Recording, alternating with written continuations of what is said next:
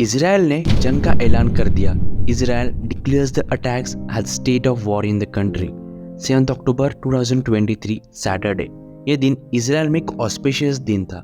इसी दिन Jewish peoples यानी इजरायली लोग तोरा पढ़ते हैं, जो जुडाइज्म में सबसे होलीस्ट बुक में से एक है।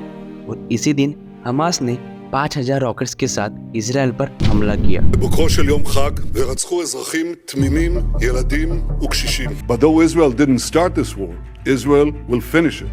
ये हमला सिर्फ एयर स्ट्राइक से नहीं था, ये हमला तीनों तरफ से था, यानी एयर स्ट्राइक के साथ साथ वाटर स्ट्राइक और लैंड स्ट्राइक भी था। एंड इजराइल ने immediately state of war declare कर दी।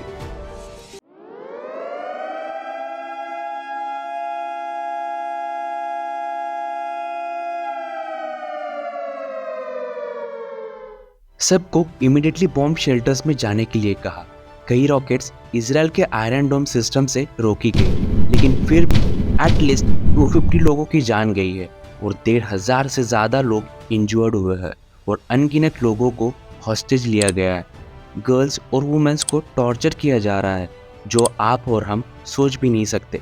न्यूज़ पे जो दिखाया जा रहा है उससे भी कई गुना ज़्यादा भयानक हाल इजराइल में चल रहे हैं। सोशल मीडिया पर वीडियो वायरल हो रहा है जहां एक इजरायली मिलिट्री महिला को कैप्चर किया गया है, उन्हें मारा गया है और उन्हें बिना कपड़ों के पूरे सिटी में परेड कराया गया है। और इस पूरे अटैक का नाम अल अक्सा स्टॉर्म रखा गया है। और यही नाम क्यों रखा गया है इसके बारे में हम आगे वीडियो में देखेंगे।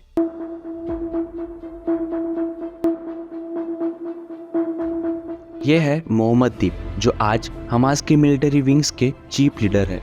उन्होंने ऑपरेशन अल अक्सा स्टॉर्म का ऐलान किया है और सारे पैलेस्टीनियंस को उनके साथ और इजराइल के अगेंस्ट खड़ा किया गया है।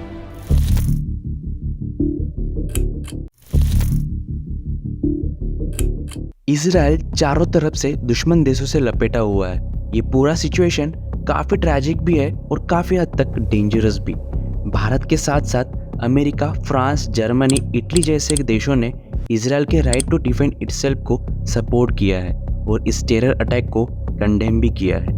इजराइल पैलेस्टाइन के बीच ये तनाव काफ़ी पुराना है। ये कॉन्फ्लिक्ट्स कई 75 सालों से चला आया है।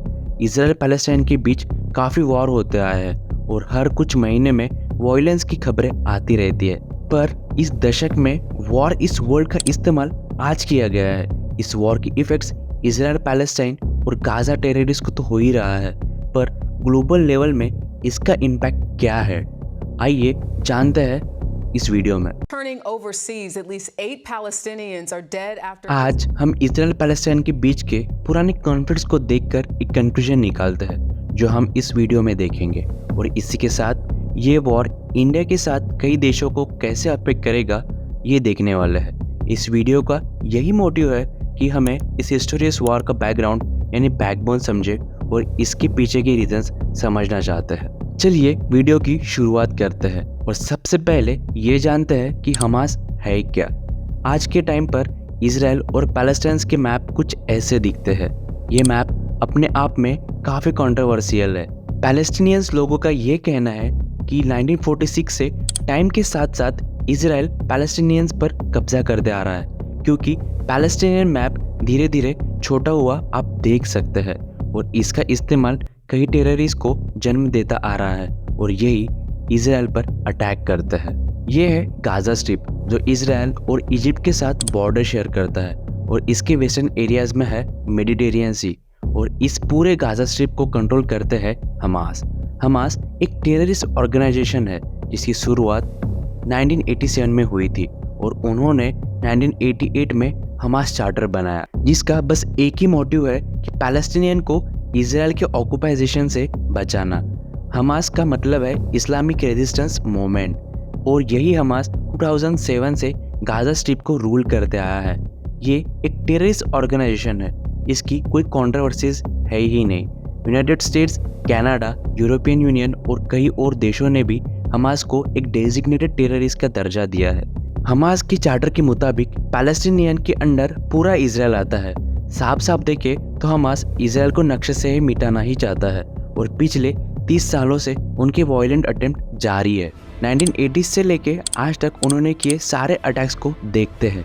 जनरल पब्लिक के लिए एटलीस्ट 87 अटैक्स का डाटा अवेलेबल है, पर इनके अलावा भी कई छोटे मोटे अटैक्स हर कुछ मंथ्स में हमें देखने मिल जाते हैं। कई लोगों की जाने जाती है तो कई लोग इंजर्ड होते रहते हैं। सोचिए कैसे एरिया से इतने छोटे देश के लोग सफ़र करते हैं, कैसे सारे लोग हर रोज़ इसी टेरर अटैक से डर से जीते हैं। और इसी से बचने के लिए इजराइल ने एक आयरन डोम डिफेंस सिस्टम बनाया है। क्या है आयरन डोम?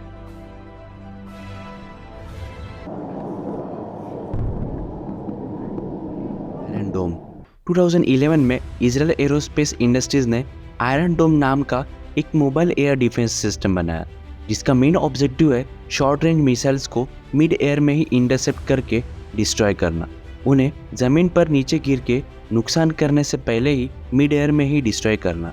इस मोबाइल सिस्टम के 3 मेन कंपोनेंट्स हैं, एक है रडार सिस्टम, कमांड सिस्टम और मिसाइल लॉन्चर, और ये पूरा एक सिंगल सिस्टम बन के एक आयरन डोम कहा जाता है।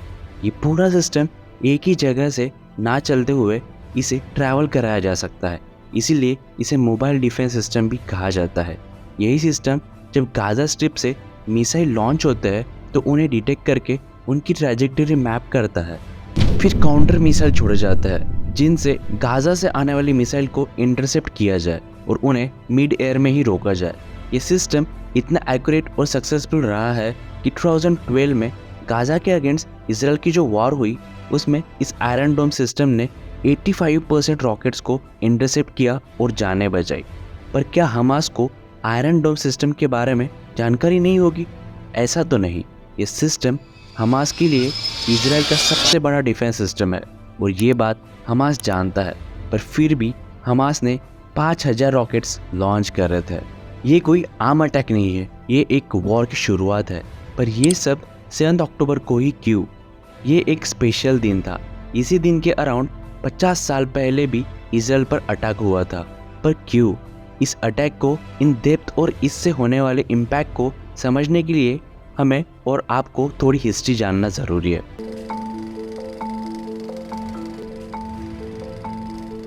बैक इन 1973 में इजराइल पर अटैक किया गया था, जो योम किप्पुर वॉर से जानते हैं। तब फाइट किसी टेरर आउटफिट से नहीं, पर इजराइल के सराउंडिंग देशों से थी। इजिप्ट और सीरिया ने इजराइल पर 6 अक्टूबर 1973 को अटैक किया था। ये दिन स्पेशल इसीलिए था क्योंकि इसी दिन एक जेविश हॉलीडे योम किपुर का था। इस दिन जेविश लोग कई 2000 साल पुरानी ट्रेडिशंस फॉलो करते हैं, जो जेविश लोगों के लिए सबसे ऑस्पिशियस डे होता है और लोग एक दूसरे को ग्रीट करते हैं, मिलते हैं। इस वॉर में अरब कंट्रीज को सोवियत यूनियन का सपोर्ट था और इसीलिए सोवियत यूनियन के काउंटर में इजराइल को यूनाइटेड स्टेट्स का सपोर्ट था। इसी वॉर में जीत इजराइल की हुई थी, but at very big cost. 2600 से ज़्यादा सोल्जर्स अपनी जान गंवाए बैठे, तो करीब 12000 लोग इंजर्ड हुए थे और पूरी तरीके से इकोनॉमी डूब गई थी। इजराइल के इंडिपेंडेंस से इजराइल ने इतनी सारी वॉर्स लड़ चुका है, बट 1973 का ये योम किपुर वॉर काफ़ी स्पेशल हुआ था क्योंकि अरब कंट्रीज को एक अंदाज़ा हो चुका था कि इजराइल को डिपेंड किया जा सकता है। अगर उस वॉर में यूएसए इजराइल के साथ स्टैंड नहीं होता तो शायद इजराइल वॉर हार चुका होता है। वापस आते हैं प्रेजेंट डे सिनारियोस पर। हमास के इस ऑपरेशन को अल अक्सा स्टॉर्म नाम दिया है।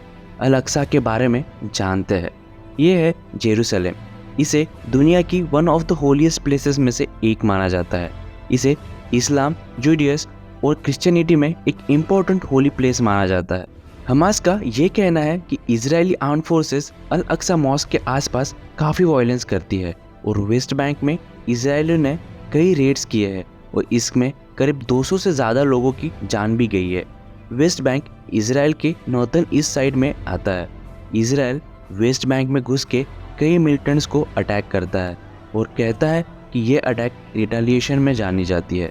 और पैलेस्टीनियंस ये मानते हैं कि इजराइल का वेस्ट बैंक में क्या काम है, इसीलिए इसी साल वेस्ट बैंक में 200 की जान गई और इजराइल साइड में करीब 30 लोगों की। यहाँ हमेशा यही सिचुएशंस होती है कि वॉर की शुरुआत करी किसने। इजराइल ये कहता है कि लोग पहले पत्थर फेंकते हैं और फिर छुपने के लिए मॉस्क के अंदर जाते हैं, और पैलेस्टीनियंस के लोग ये कहते हैं कि मॉस्क में घुसकर लोगों को बाहर निकालकर मारा जाता है। पर इनमें से कौन सी साइड पर विश्वास करना है, ये एक कन्फ्यूजन भरा टास्क है। लेकिन इस पूरे सिचुएशंस पे कुछ सवाल ज़रूर खड़े होते हैं। अगर हम देखें तो गाज़ा स्ट्रिप एक तरफ से घिरा हुआ है इजराइल से, जो गाज़ा की मदद कर नहीं सकता, और एक है इजिप्ट।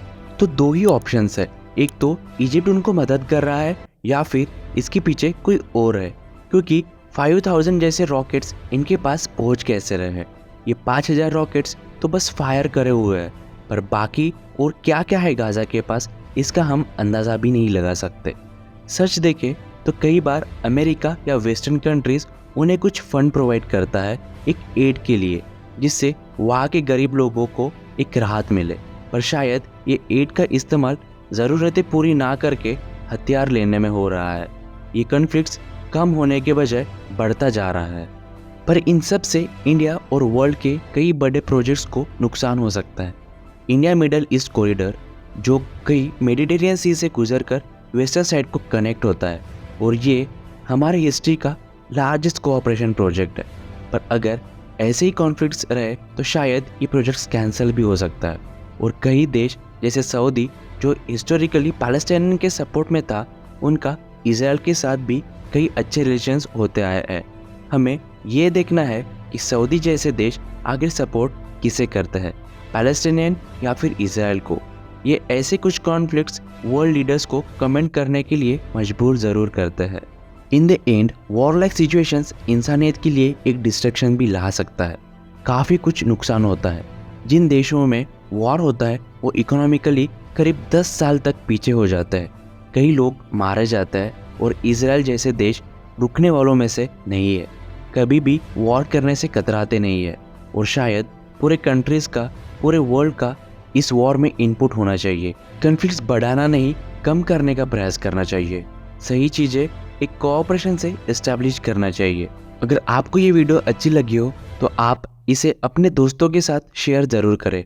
इस वीडियो को देख के एक लाइक और सब्सक्राइब ज़रूर करना, क्योंकि हमें इससे एक मोटिवेशन मिलता है ऐसे ही और इन्फॉर्मेटिव वीडियोस आपके सामने लाने के लिए।